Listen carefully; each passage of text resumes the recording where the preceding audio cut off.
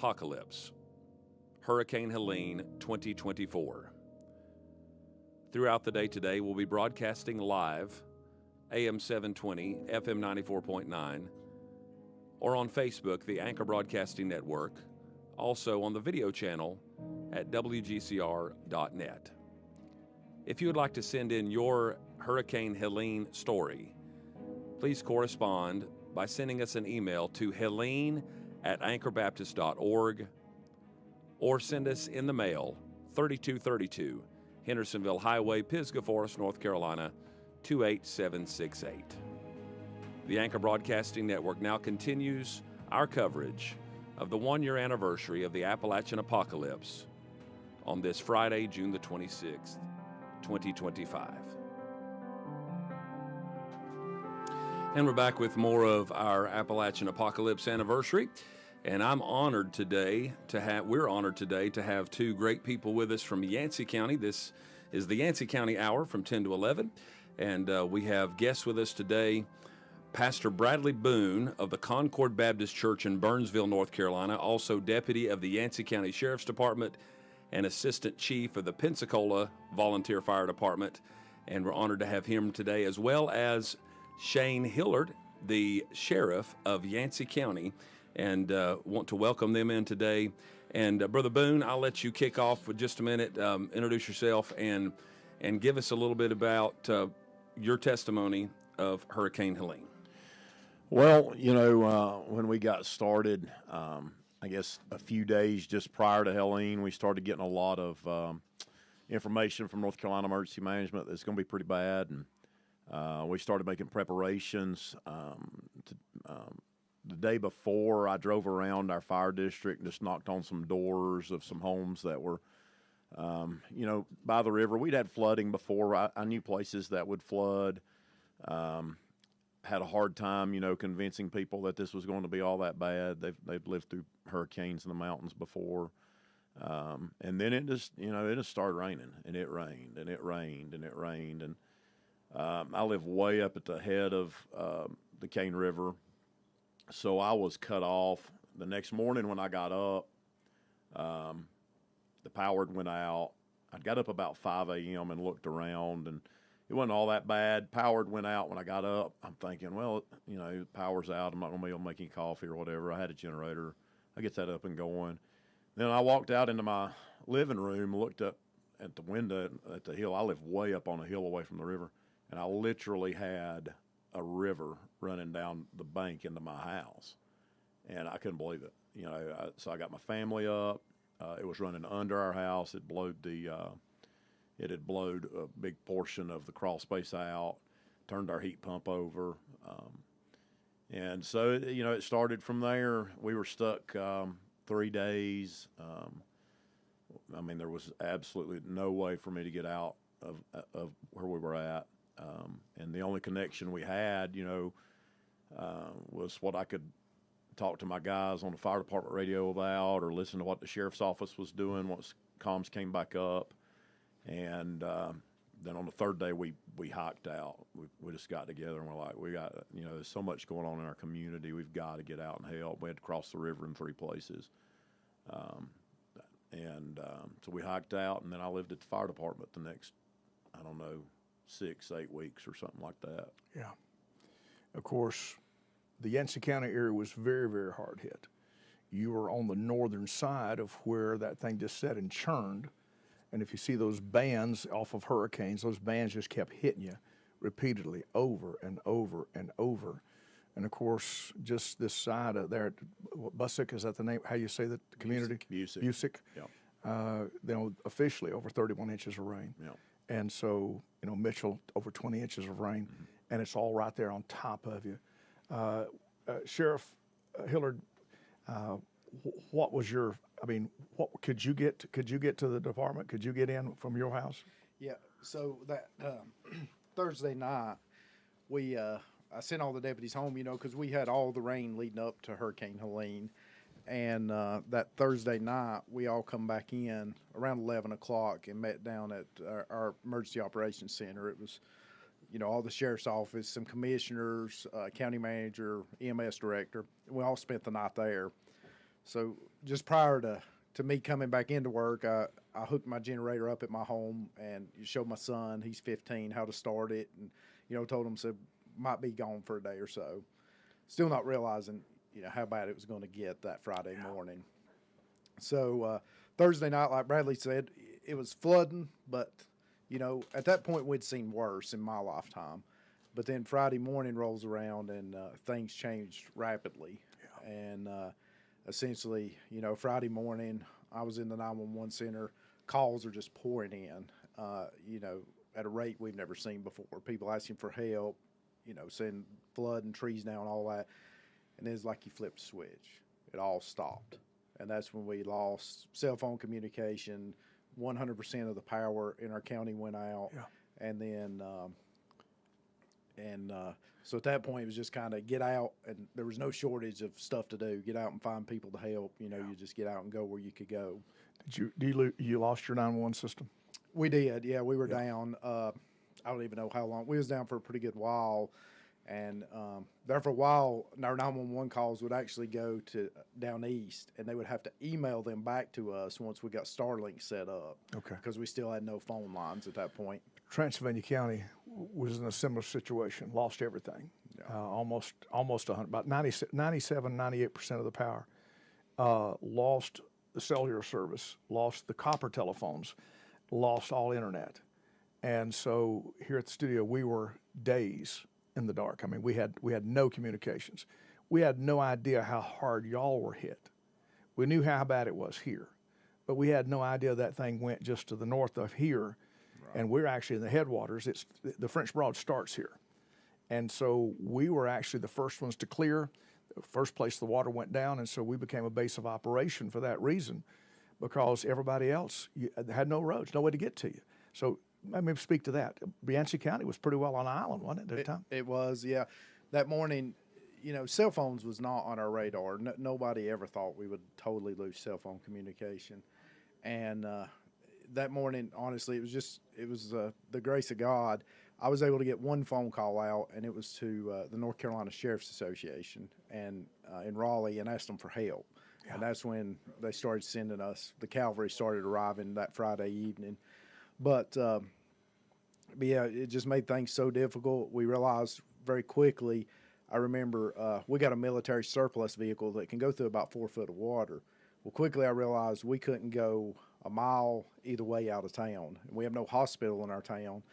So I remember radioing our EMS director, and I said, I think you need to think about setting up a hospital. And she quickly got in gear and got a field hospital set up there right in Burnsville. Wow. And but the communication, it just made it so difficult. My parents lived on the river, and last time I talked to them was around 7 that morning. I said, how is it? And they said, well, we're thinking we might need to leave. And I texted them about 7:30, sometime between 7:30 and 8, and I said, you need to leave. Well, they never got that text. And it was later that Friday day, I couldn't get to them where they lived, that the fire department was able to get word to me that their houses were gone and they couldn't find them. But then thank God that they found them and that they were safe, but they lost everything. My grandmother, my mom and dad, and my aunt had all lost their homes. And see, this is the big issue. The first responders, and when I say that, I'm talking about law enforcement, medical, emergency, all the above, were all affected.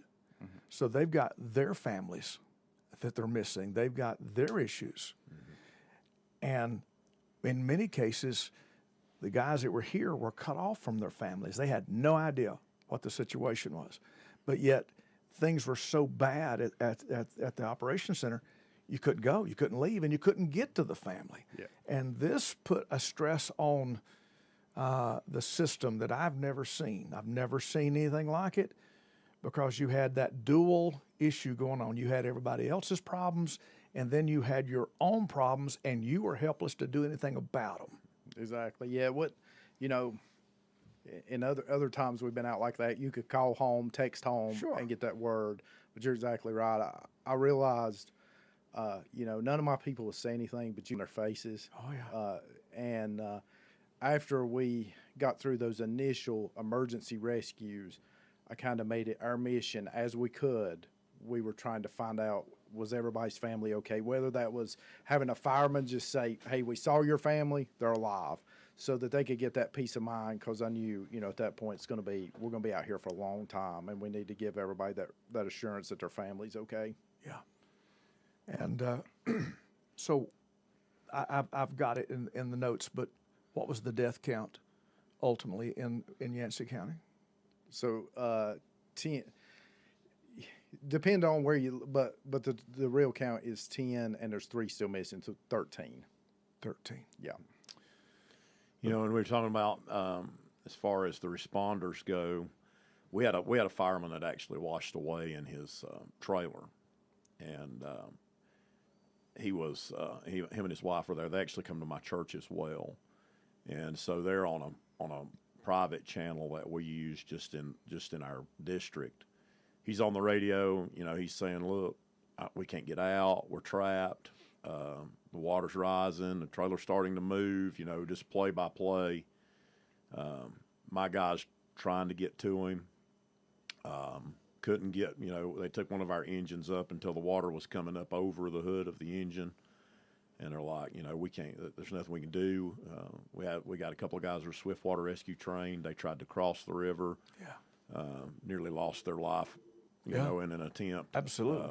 To try and rescue that. But that gentleman, he lived in a single wide trailer, and him and his wife washed about 250 yards. The trailer washed down the river, and she was sitting on a couch, and they were just praying. And that trailer turned and hit another house, and Howard said when it did, that side of the trailer just opened up, and that couch that his wife Lisa was sitting on just slid out into the river. And he said, I just grabbed a hold of it, and they started riding down the river on that couch. And it come to a little ebb in the stream there where it was kind of like crooking around, right. And it washed them over, and they were able to grab a hold of a barbed wire fence. She cut her hand pretty bad, but they were able to climb up and out. But in the process of that, he lost his fire department radio. So all my guys operated that whole day assuming he was dead. Yeah. Because the last words they had is, basically he said, "Love you guys. Wow. I'm not going to make it out of this." How do you deal with that? Yeah. How do you your own? Yeah. When it's your own, how do you deal with that? How do you keep your emotions in check and do the job you have to do? It was just one of the hardest things. We had to do it here, and I did it for a little while. Yeah. But then I got to where I couldn't do it. Yeah. I couldn't keep my emotions in check. It was overwhelming. I think that's some of the hardest things that my firemen have dealt with post Helene is all the calls that came in. It was constant radio traffic when we had radios saying, we've got people reported in the river at Cattail Creek. We got people reported in the river at Tootie's Creek. But we could not get to them. There was no way. I mean, everybody was just helpless and man, that's tough. Yeah. That's tough. It is. Yeah. I'll insert this. I didn't know the technology existed, but apparently one of the emergency services in the region is getting a $25,000 drone capable of picking up, with a grapple, picking up 25 pounds. And the thought is to be able to drop a life vest to people in the river. Right. You fly it over them, and you drop them at least a life ring. You drop them something. Right. Or if nothing, maybe you could fly a line out to them, right, where you could get to them and pull them in. But I didn't know that existed, but it apparently does. Duke Power actually wrote a grant. How about that? And that's what's being purchased. Wow. So I can see all kind of rescue applications for that in my mind. What could we have done if each right. county had had one of those things? It would have been amazing, that day. But we didn't. And, of course, we were all woefully prepared. Somebody said, well, how come y'all didn't get ready? Well, it would be like telling Miami to get ready for a blizzard. Right. Right. Exactly. Yeah. How do you get ready for a blizzard in Miami? They have no snow plows. They have nothing. You're no talking parkas. About Yancey being on an island. I had an emergency radio. I'm a little bit of a prepper at heart, and so I had batteries, emergency radios, food stocks.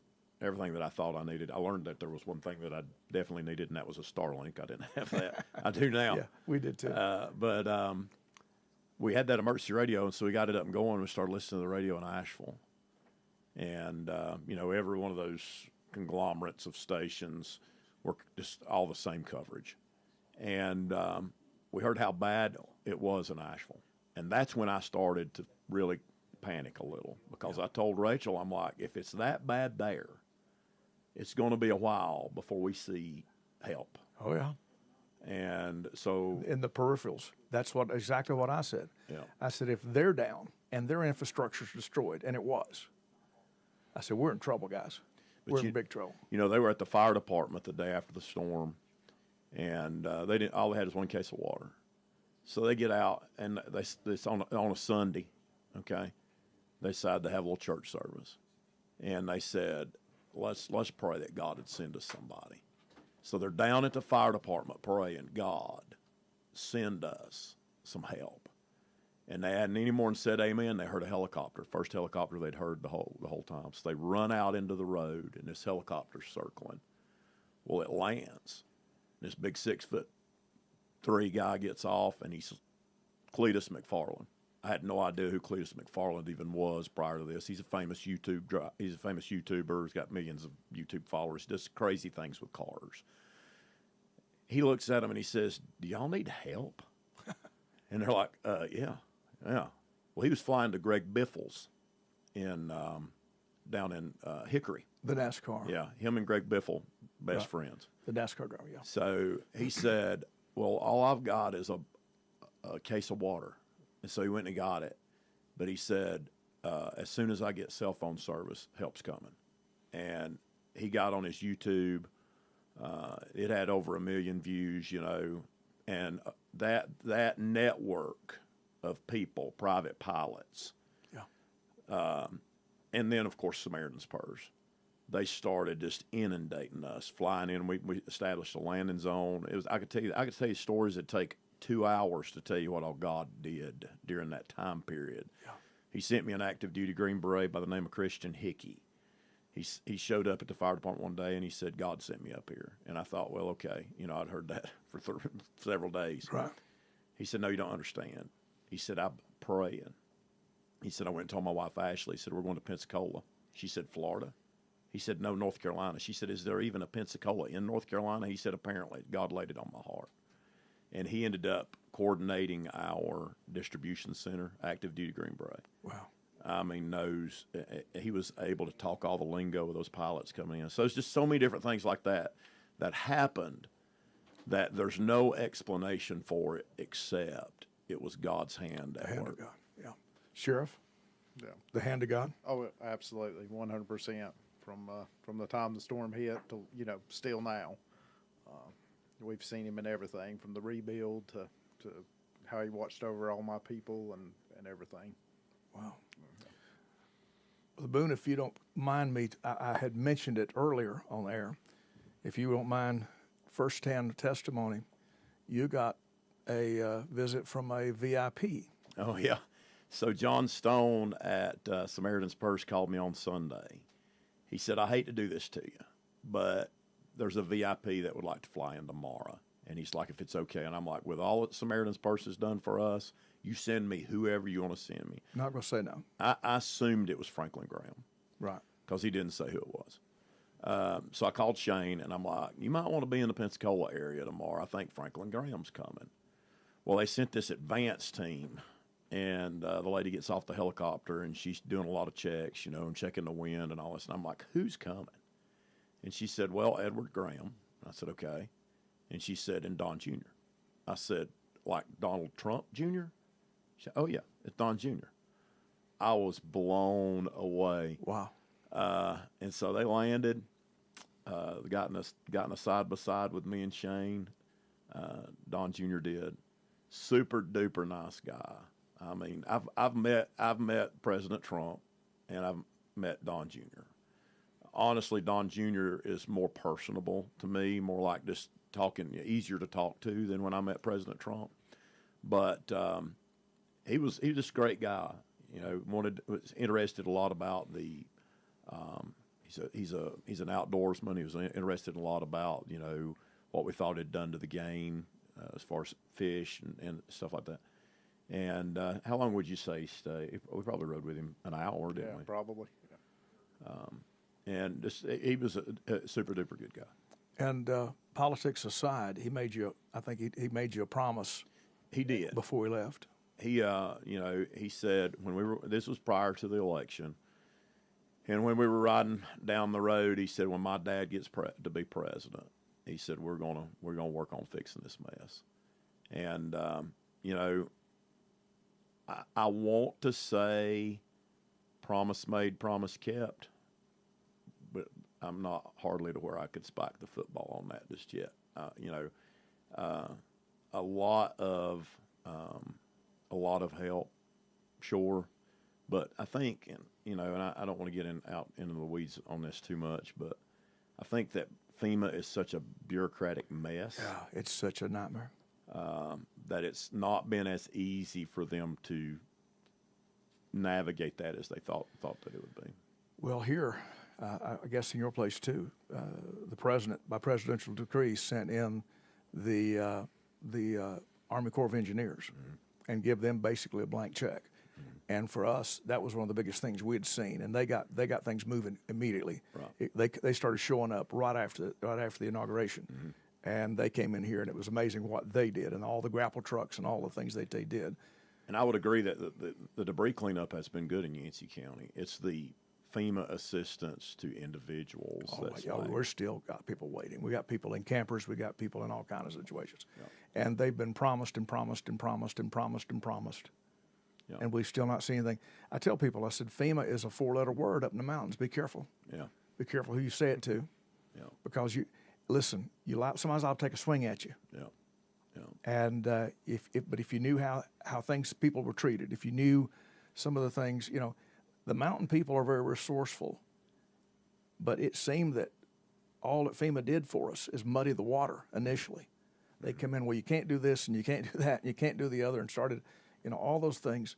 And we got report after report after report of that. But I don't think they had a full understanding of what, where we were and what was going on. And they just thought it was a routine, like they'd experienced in the past. When a program starts out, and I had to apply myself with FEMA, and I was told the first time that I went in and put in my application, look, they said, appeal, you're going to get rejected, but appeal. Well, that's not that. When they start out, that's how that's the beginning. They tell you at the sign-up desk, yes, you're going to be rejected. But appeal. I mean, it's like, well, something's wrong with this system if everybody gets rejected. If an inspector comes out and sees the damage, what's not to fix? Right. You're not covered under property insurance because it's a landslide or whatever. You're not covered. You don't have flood insurance if you got flooded because you're not in a flood zone.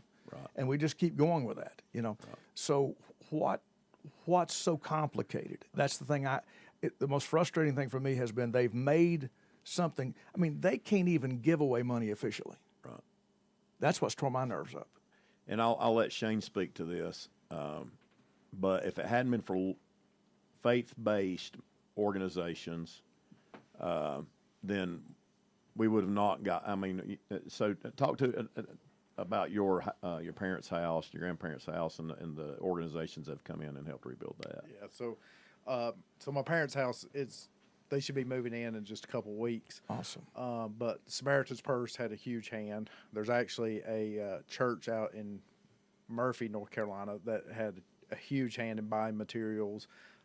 Baptist Missions, but this can't say enough. There's so many organizations, and even now we've got some homegrown organizations that's rebuilding. We got Rebuilding Haulers there in the county. I don't know if you saw it. They were on Good Morning America. They partnered with our high school kids in the carpentry class. They're building tiny homes. They set the first one last week. So these are the organizations that's actually getting people, back in their homes. Because even if you qualify for the maximum amount of money that FEMA will give you, it's not enough to build a home. Oh no.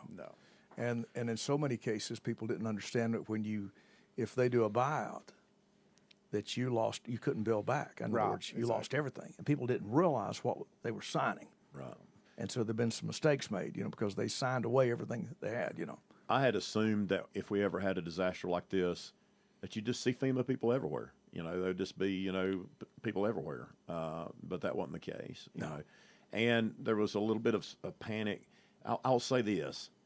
People should not believe what they see on social media when there's a disaster going on like that.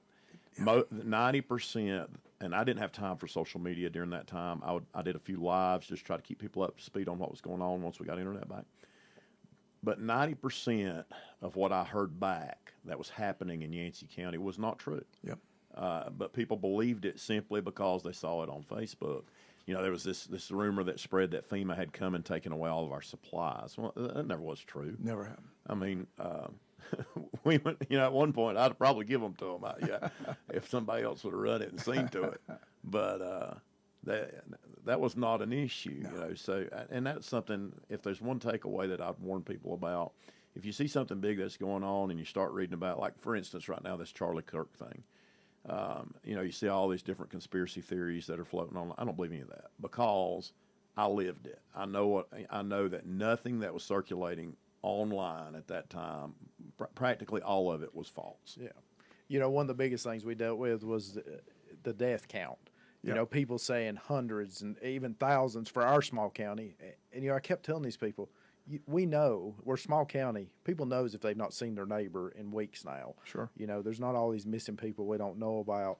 And a lot of that was to drive their YouTube views up in order to drive donations for some of them. That's the problem. To sensationalize. Right. Yeah. And then they would push for things that we no longer needed. Right. Yeah. I mean, we've got people 3 weeks in still pushing for water. And we could have floated the Titanic in the amount of water we had. Yeah. Had no place to put it. But yet they're still on there, they're starving for water. They got to have water. They got to have water. True, in Asheville City, they were, it was tough there. But the National Guard had taken that. And so they were running trucks in there daily. They were tight distributing it, but they did do it. But a lot of us, we were inundated with those things. It was way too much for us. And that was the secondary disaster. So there's always that misinformation campaign. It happens. Some of it's honest. They think they're telling it right. They saw somebody else say it, so they said it. But it gets bigger every time they say it. And then there's that things you don't need, the clothes turned into a nightmare. I still have clothes in my fellowship hall. Yep. Yeah. And then there's just outright scams that come along with this. Yes. That's what has blown my mind is that there's people that apparently that's all they do is go from disaster to disaster trying to take advantage of people. Yeah. I never would have dreamed there were that caliber of evil out there like that. But there is. We've had it happen in our county. I've had it happen in my community. People that like grifters, that just move in and they're just working angles. It's discouraging. To an elderly person, they put, let me get that tree out of your yard for you. And so they cut it out and they said, okay, that'll be $7,000. Yeah, exactly. Well, you didn't tell me it's going to be. Well, I didn't. $7,000. You pay it or else. Right. And they would pay it. Yeah. A lot of people got scammed like that. Yeah. Roofs that were never put on. Yeah. Paid deposits for roofs that were never put on. Things like that. And so people take in the money from people who couldn't afford to give it. And a lot of these guys would move in and try to do something for free, trying to earn some cred in the community, and then they had a mess. Yeah.